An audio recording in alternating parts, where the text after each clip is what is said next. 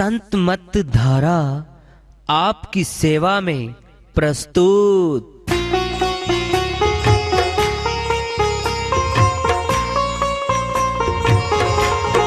जो चाहता है प्रभु प्यारा वो आओ संत मत धारा, भक्ति भेद बता कर सारा वो कर दे भव के पारा। जो चाहता है प्रभु प्यारा वो आओ संत मत धारा, भक्ति भेद बता कर सारा वो कर दे भव के पारा। जो चाहता है प्रभु प्यारा।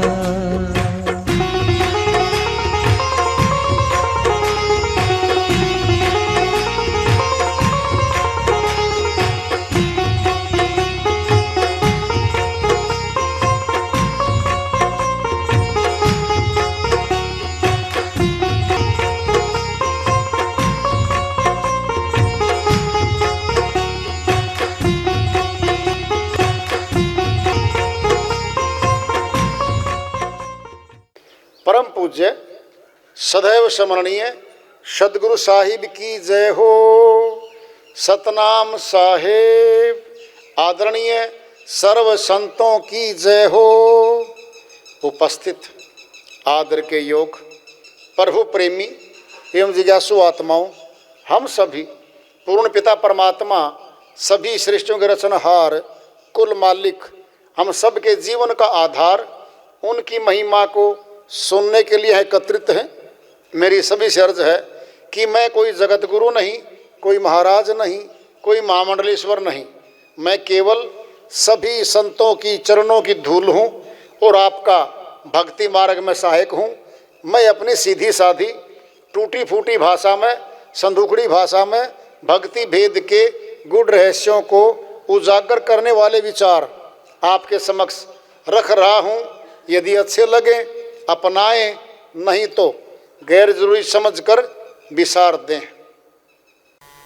हाँ, सत्संग ही एकमात्र प्रभु प्राप्ति का विद्यालय है, विश्वविद्यालय है ये। और हम सभी सत्संग में आए हुए हैं। हम जिज्ञासु तभी तो आए हैं।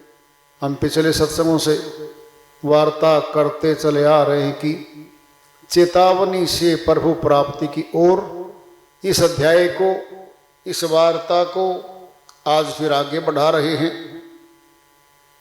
मानुष तन दुर्लभति मिले न बारंबार, तरवर से पत्ता झड़े बहुर न लागे डार।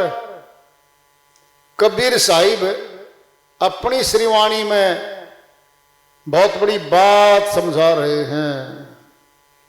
मानुष तन दुर्लभति मिले न बारंबार, मनुष्य तन जो आज हमें मिला हुआ है ये बहुत कठिन है, इसका मिलना बहुत कठिन है। मिले न बारंबार, ये बार बार नहीं मिलेगा। जो आज आसान दिख रहा है, मौज हो रही है, मिल गया। रो रो के मिला है आत्मा को। 84 में रोती थी ये। कुत्ता गधा शेर आदि बनी फिरती थी जंगलों में, पीड़ा में थी ये, रोती थी वहां पे। देख लो पशुओं को रोते हुए, कितने दुखी होंगे वो भी कभी मनुष्य बने थे। उनको भी कभी मौका मिला था भक्ति करने का, नहीं करी। संतों की बात नहीं मानी उन्होंने। आज 84 में है, पीड़ा में है, अनंत दुखों से पीड़ित जीवन जी रहे वो। मानुष तन दुर्लभति मिले न बारंबार, तरवर से पत्ता झड़े बहुर न लागे डार। पेड़ पे बहुत सारे पत्ते लगे हुए हैं, पत्ता पीला होगा, झड़ जाता है, नया पत्ता फूट के आएगा वहां पे। नीचे गिरा हुआ पत्ता वापिस पेड़ पे नहीं लगता। ये हमारा जीवन है आज। ये जो मिला है जब छूट जाएगा नहीं मिलेगा। मिला ही केवल भक्ति करने के लिए है। बाकी काम, खाना दाना, कपड़े, ये मकानात, ये जरूरी तो हैं, फिर सबसे जरूरी नहीं है ये। सबसे जरूरी तो भक्ति है भगवान की, जिसके लिए तन मिला है ये। अगर भक्ति नहीं करी मनुष्य तन पा करके, बहुत भारी घाटा होने जा रहा है इस आत्मा का। कोई साथ नहीं चलता मौत के बाद। आज तो सारे साथी हैं, मकान में, एक ही मकान में सो रहे हैं, नातीदार बने बैठे हैं।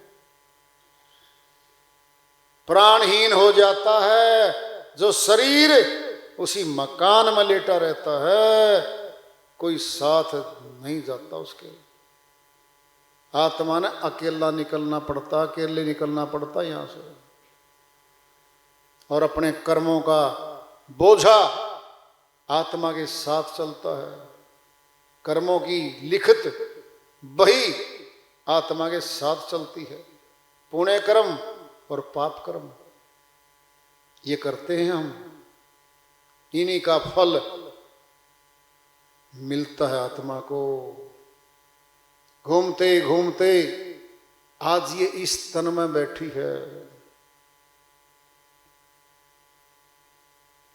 इस तन को सभी देवता चाहते हैं, मिलता नहीं है ये। देव दुर्लभ तन कहा है इसको। देवता मनुष्य तन चाहते हैं क्योंकि भक्ति का एक ही शरीर है, भक्ति करने का, वो मनुष्य तन है। बाकी तनों भोग योनियां हैं, गुलाम योनियां हैं, वो भक्ति नहीं कर सकते। वो ये अधिकार केवल मनुष्य तन को मिला है। खड़ी गर्दन कर रखी है इसकी।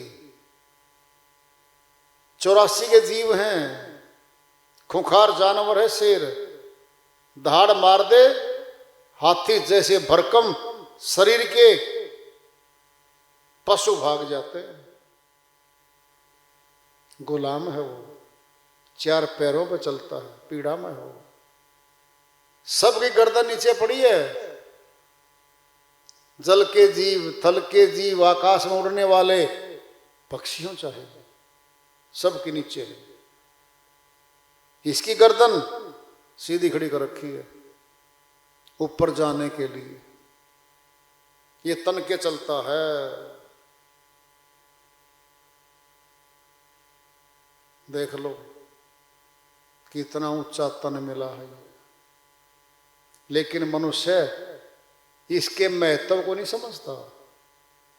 देखा देखी काम धंधों में, परिवारों में, बिजनेस में, दुकानदारी में सारे श्वास खर्च रहा है। जब मौत आएगी श्वास तो मांगेगा, ये नहीं मिलेंगे। 21,600 श्वास 24 घंटे में हम 9 द्वारों में खर्च कर रहे हैं हर रोज। गिन रखा श्वासों को। सुनो ध्यान से, 108 मनके की माला है सनातन में। 108 क्यों बनी, 107 की क्यों नहीं बनी, या 109 की क्यों नहीं बनी? विचार करो इस बात पे। गिनती कर रखी इसलिए बनी है। 21,600 श्वास का आधा कर दो, 10,800। अगर माला बनाने लगे, श्वासों की माला का जाप करने लगे हम, 21,600 मन के थैला भर जाएगा इतना बड़ा। इतने मन के हो जाएंगे, उठा नहीं सकते। क्या किया? आधा कर दो भाई, 12 घंटे कर दो, हो गए 12 घंटे। फिर 2 शून्य हटा दो, 10,800 में से 2 जीरो पिछली शून्य हटा दो, क्या बच गया अब 108। हल्की माला बन गई, हाथ में आ गई, जेब में रखते हैं हम। अब देखना जरा, 108 को 10 बार घुमाओ, 1080। फिर घुमाओ 100 बार, 2 जीरो लगा दो। देखो कैसे बन रही है, ये श्वासों की माला बाहर निकाली है। 108 मन के बनाए हैं। और सनातन में हाथ में माला है और जबान पे मंत्र है। कोई मंत्र बोल रहे हैं और एक मन का खिसका रहे हैं, सरका रहे हैं। जो भी मंत्र बोला गया मन का, फिर आगे मन का, फिर आगे मन का। गिन गिन हरि को सौंप, ये दम हीरा लाल है। गिन गिन हरि को सौंप। साहिब कहते हैं ये श्वास ही तो कीमती है जो मिला है। श्वास श्वास में सिमरन कैसे करेंगे हम? अब आसान करके ले आए, जबान पे ले आए। अब एक मन का घूमा, एक मंत्र बोल दिया, 108 बार, 108 हो गए। फिर 10 माला घुमाओ, 1080 हो गए। फिर घुमाओ 100 बार, बढ़ती रहेगी संख्या। देखो तुम 21,600 श्वास 24 घंटे वाली बात करनी है हमने। फिर घुमाते रहेंगे, मंत्र बोलते रहेंगे। आधार बता दिया आपको, 21,600 श्वास, श्वास में मंत्र का जाप और हाथ में माला मन का घूम रहा हमारा। ये है सनातन। ये अंदर से बाहर निकाला है। अंदर तो श्वासों की माला चल रही है और मन से मंत्र बोलना था। हाथ की माला बाहर दिख रही है, अंदर माला भी तो घूम रही है। अरे अंदर के श्वासों गिन लिया, अंदर की माला में श्वासों में जाप करना था। वो जाप कहाँ था? श्वास में था। वो जबान पे नहीं था, वो श्वास में था। कौन सा था वो जाप? अजप्पा जाप था वो। ए जप्पा, जो बाहर नहीं बोलना पड़ता, अंदर। वो सनातन, पुरातन, पूरा। और पता क्या करते हैं हम? उस पे सुमेरु होता है एक, माला पे ऊपर टॉप मारता, जब वहां रोकना पड़ता है। थोड़ी देर रोको, फिर माला फिर शुरू कर दो। ये मस्तक में जहां श्वासों की माला घूम रही है, गुरु बताता है भेद कि श्वासों की माला को मस्तक में रोक दो। क्या यहां पर सुमेरु पर्वत है, भीतर है। ये तो बाहर निकाला गया है। भीतर वाला सारा ज्ञान बाहर निकाल दिया, बाहर आसान हो गया माला घुमाना। अंदर श्वासों के द्वारा ध्यान ले जाना मस्तक में कठिन है। कोई कोई योगी, कोई कोई संत, कोई भगत करता है इस कार्य को, अंदर वाले को।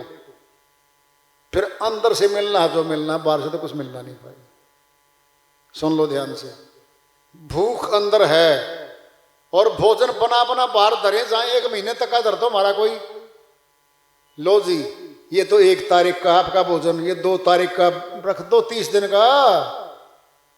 अंदर भोजन नहीं किया, 30 दिन का भोजन रखा, हमारे किस काम का? बोलो।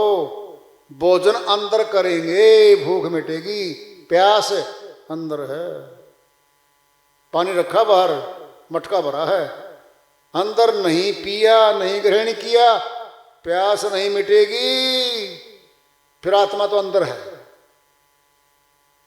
हाथ में घुमाने वाली शक्ति में थोड़ी आएगी, वो तो अंदर बैठी है। परमात्मा भी अंदर बैठा है।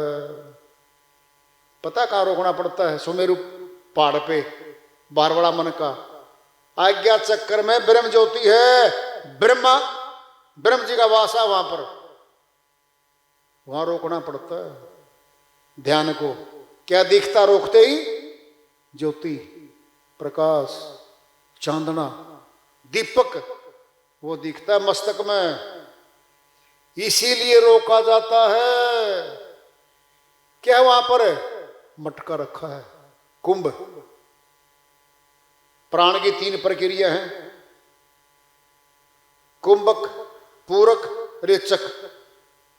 रेचक मैंने बाहर छोड़ना, पूरक मैंने पूरा करना, और कुंभक मैंने घड़ा रोकना, यानी घड़े में डाल देना। मस्तक में कुंभक है। जो बाहर मंत्र बोल रहे थे, जो बारमाला घुमा रहे थे, वो अंदर जाएगी। अब प्राण के अंदर श्वास चल रहा है, ये माला है। और मंत्र वह शब्द है प्राण में पहले से।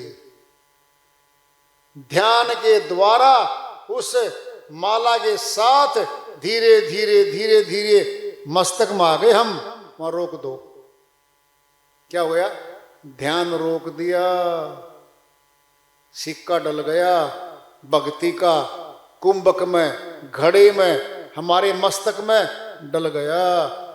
वहां से तो भक्ति की शुरुआत है।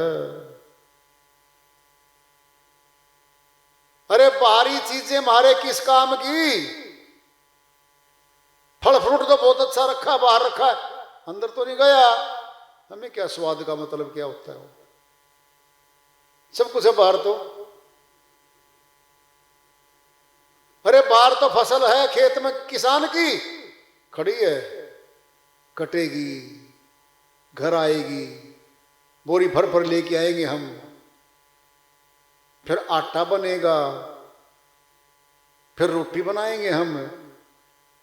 वो फसल जो खेत में खड़ी थी हमारे किस काम की? धीरे धीरे पक गई, गेहूं बना, घर आ गया, आटा बन गया, फिर रोटी बन गई, फिर अंदर ग्रहण किया है, तब भूख मिटी है। अंदर कठिन है करना, बाहर आसान हो गया। इसीलिए बाहर वाले ज्यादा हो गए। आसान काम को करने के लिए तो मनुष्य तैयार है, और कठिन काम करने में इसको दिक्कत है। इसीलिए बाहर की भक्ति आसान हो गई। फिर ये आत्मा को नहीं मिल रही है। ध्यान से सुन लो, आत्मा को तो अंदर वाली मिलेगी। आज्ञा चक्कर में जो ध्यान रोकोगे वो मिलेगा आत्मा को, बाहर वाला नहीं मिलेगा। सनातन पुरातन आपको बताया जा रहा है। सनातन धर्म क्या है? धर्म धे धातु से बना है, जिसका अर्थ है धारण करना। हमारे शरीर को प्राणों ने, श्वास ने धारण कर रखा है। श्वास निकल जाएगा, ये मौत हो जाएगी इसकी, खत्म। श्वास हीन हो जाना, मौत हो जाएगी। जब तक श्वास चल रहा है, डॉक्टर चारों तरफ रोगी के, पेशेंट के घूम रहे हैं। श्वास में झटका लगते ही धड़कन बढ़ती है हमारी, कहीं मर ना जाए। छोटी सी धड़कन, अगर एक बार झटका लग गया ना, पसीना आता है मौत का माथे पे। इतना डर लगता है मौत का। अरे मौत से डरोगे तो भक्ति कर लोगे भगवान की। दिक्कत क्या? मौत को भूल बैठे। कर लो याद, कोई तारीख नहीं लिख के भेज रखी हमारे शरीर में, कहीं लिख के भेजा हो ना, फलानी तारीख को फलानी जगह आपकी मौत होगी, कहीं नहीं लिखा। कहीं लिखा? ये लिखा है तुम्हारी मौत कभी भी हो सकती है और किसी स्थान पे हो सकती है। पे लिखा है। फिर घर की सोचेंगे या खेत की या दुकान की या फैक्ट्री की, नहीं, कहीं भी हो सकती है। सिद्ध हो रहा है, दुर्घटनाएं हर रोज हो रही हैं, कारों की, बसों की, हवाई जहाजों की, मोटरसाइकिलों की, दुनिया मर रही है बाहर। घर तो नहीं मर रहे, फिर वो तो बाहर मर लिए। घर तो शरीर उठा के लेके आए हैं, पोस्टमार्टम करवा के घर ले आए, आखिरी क्रिया करेंगे अब उसकी। मर तो बाहर लिया वो तो, फिर घर में तो पैदा हुआ था, पला बड़ा घर में, खाता पीता घर में, रहता घर में, फिर बाहर क्यों मरा? अरे स्थान पक्का नहीं है, कहां मौत आएगी, और दिन भी नहीं है तय कि 70 वर्ष के बाद आएगी या 80 वर्ष के बाद, कभी भी आ सकती है। बच्चे रोज मर रहे, जवान रोज मर रहे हैं। फिर किस भूल में बैठे हैं हम? हमें जाना है, कहां जाना है मौत के बाद, ये प्रश्न हमारे सामने खड़ा है। जो इस प्रश्न का हल करना चाहता है वो जन्म जीत जाएगा, भक्ति करेगा पक्का, क्योंकि प्रश्न को हल करेगा वो तो, कि जी कहां जाना मौत के बाद। आज ही है ये सवाल, इसको हल करना है। भक्ति करने से भगवान मिलेगा, संसारी कर्म करने से संसार में ही आएंगे, बार बार आएंगे। इतनी सी बात मनुष्य के समझ में नहीं आ रही है। हजारों गुरु संत गांव गांव, गली गली, शहर शहर घूमते हैं, चेताते हैं आत्मा को, जग जाओ, कभी मौत आ जाएगी, भक्ति कर लो भाई, तुम्हारा असली धन भक्ति है, कर लो। बार बार चेताते हैं वो।